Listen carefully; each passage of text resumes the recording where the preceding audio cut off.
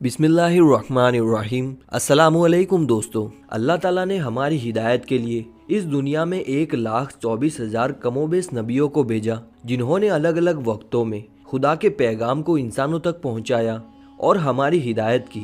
अल्लाह के आखिरी नबी हज़रत मोहम्मद मुस्तफ़ा सल्लल्लाहु अलैहि वसल्लम की वफ़ात के बाद ये सिलसिला हमेशा हमेशा के लिए थम गया। लेकिन दोस्तों, क्या आपको पता है, अल्लाह के 1,24,000 नबियों में से आज के दौर में भी 4 नबी ऐसे हैं जो आज तक जिंदा हैं और जिनको अल्लाह ने ज़ाहिरी ज़िंदगी की हालत में उठा लिया था। लेकिन दोस्तों, आपके जहन में ये सवाल ज़रूर आ रहा होगा कि आखिर वो 4 कौन कौन से हैं, उनके नाम क्या क्या है, अगर वो आज भी जिंदा है तो इस वक्त वो कहाँ है। आज की इस वीडियो में सभी सवालों के जवाब देने की कोशिश करेंगे। दोस्तों, सबसे पहले आप अपने जहन में ये बात डाल ले, खुदा के जितने भी अंबिया इकराम इस दुनिया में आए वो आज भी अपनी अपनी कब्रों में जिंदा है और बेशक अपने अपने मकसद में कामयाब है। अल्लाह के नबी हज़रत मोहम्मद मुस्तफ़ा सल्लल्लाहु अलैहि वसल्लम की ये हदीस है, खुदा ने जमीन पर ये हराम कर दिया है कि वो अंबिया इकराम के जिस्म को खाए, लिहाजा आज भी अल्लाह के सारे नबी अपनी अपनी कब्रों में जिंदा है।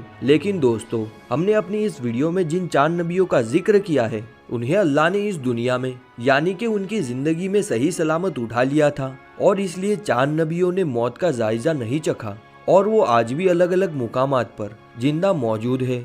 लेकिन इसमें खास बात यह है, इनमें से 2 नबी आज भी हमारे जमीन पर मौजूद है, जबकि 2 नबियों के बारे में रिवायत में मिलता है वो आसमान पर मौजूद है। प्यारे दोस्तों, आपको बता दे, इन 4 नबियों में हजरत खिज़र अलैहिस्सलाम और हजरत इलियास अलैहिस्सलाम हमारी इस जमीन पर मौजूद है, जिनके बारे में कहा जाता है ये हर साल मक्का मुकर्रमा में हज के लिए आते हैं और वहाँ पे आबे जमजम पीते हैं, जिसकी वजह से उन्हें साल भर कुछ भी खाने पीने की जरूरत नहीं होती। प्यारे दोस्तों, आपकी मालूमात के लिए बताते चले, हजरत इलियास अलैहिस्सलाम को पहाड़ों और हैवानों पर हुकूमत अता की गई है, यानी कि पहाड़ और हैवान इनके पाबंद है, जबकि हजरत खिज़र अलैहिस्सलाम को दरिया और समंदर पर हुकूमत अता की गई है। हजरत इलियास अलैहिस्सलाम के बारे में रिवायत में आता है कि अल्लाह ने आपको 70,000 नबियों की ताकत अता फरमाई है और आप गजब और जलाल में हजरत मूसा अलैहिस्सलाम की तरह है। इस्लामिक किताबों में ये भी मिलता है कि हजरत खिज़र अलैहिस्सलाम और हजरत इलियास अलैहिस्सलाम रमजान का पूरा महीना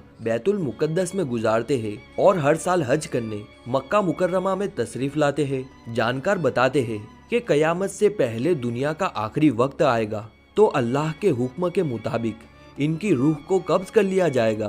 दोस्तों, इनके अलावा 2 नबी आसमान पर जिंदा है, वो है हजरत इदरीस अलैहिस्सलाम और हजरत ईसा अलैहिस्सलाम। हजरत इदरीस अलैहिस्सलाम के बारे में जिक्र मिलता है कि आप वो पहले इंसान थे जिन्होंने पहली बार कपड़ा बुना और सिया। आप अलैहिस्सलाम से पहले लोग जो होते थे वो जानवर वगैरह की खाल पहना करते थे। रिवायत के मुताबिक हजरत इदरीस अलैहिस्सलाम ने दुनिया में सबसे पहले कलम से लिखने पढ़ने और तालीम हासिल करने का दर्स दिया, लिहाजा इसी वजह से आपको इदरीस यानी दर्स देने वाला कहा जाता है। प्यारे दोस्तों, हम आपको बता दें कि हजरत इदरीस अलैहिस्सलाम को अल्लाह ताला ने बाहयात आसमान पर उठा लिया था। उनके बारे में मिलता है कि जब से उनको उठाया गया उस दिन से लेकर वो आज तक जिंदा है और जन्नत में मौजूद है।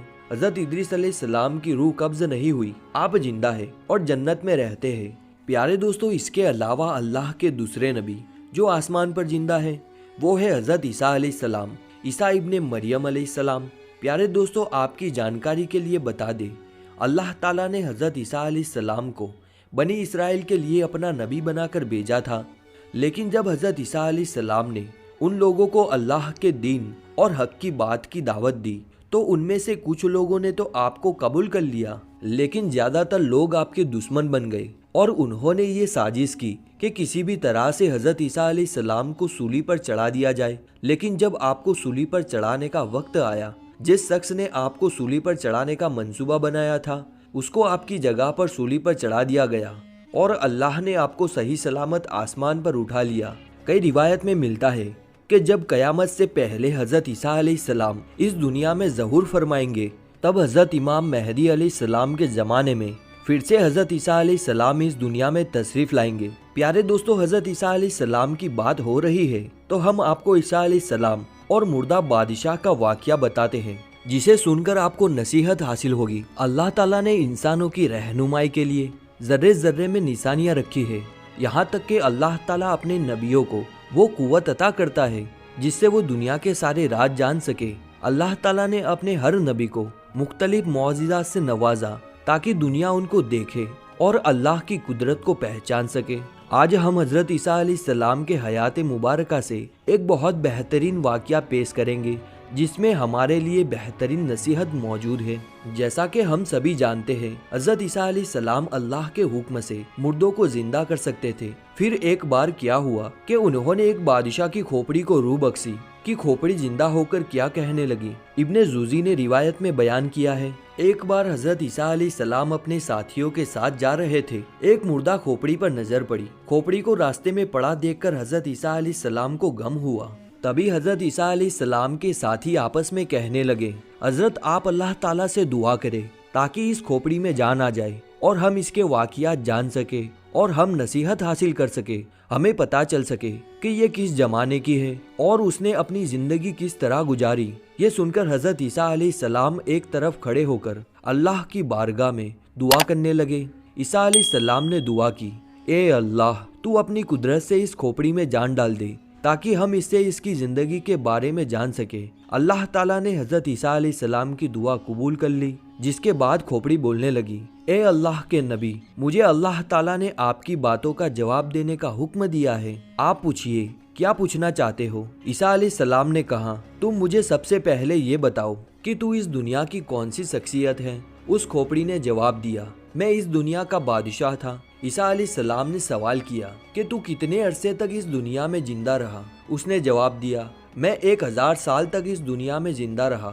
मुझसे 1000 औलादें पैदा हुई। ईसा अलैहिस्सलाम ने फिर सवाल किया कि तेरी हुकूमत कैसी थी? उसने जवाब दिया, ए अल्लाह के नबी, मैं एक घमंडी बादशाह था। मैं बड़ा लालची था। मुझे दुनिया फतह करने की बहुत लालच थी और मैं अपने मकसद में कामयाब रहा।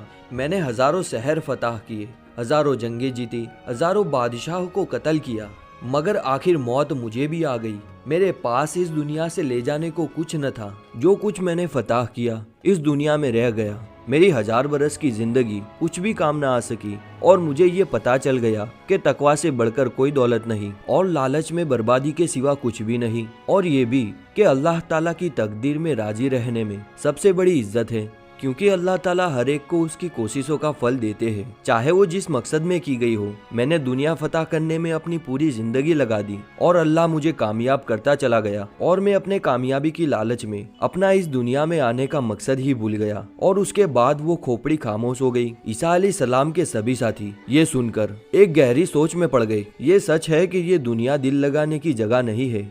ये तो फानी दुनिया है। जो यहाँ आया उसे एक दिन जरूर जाना है। आप दोस्तों को हमारी ये वीडियो पसंद आई हो तो इसे एक लाइक करें, अपने दोस्तों के साथ शेयर करें और हमारी इस चैनल को सब्सक्राइब करना ना भूलें।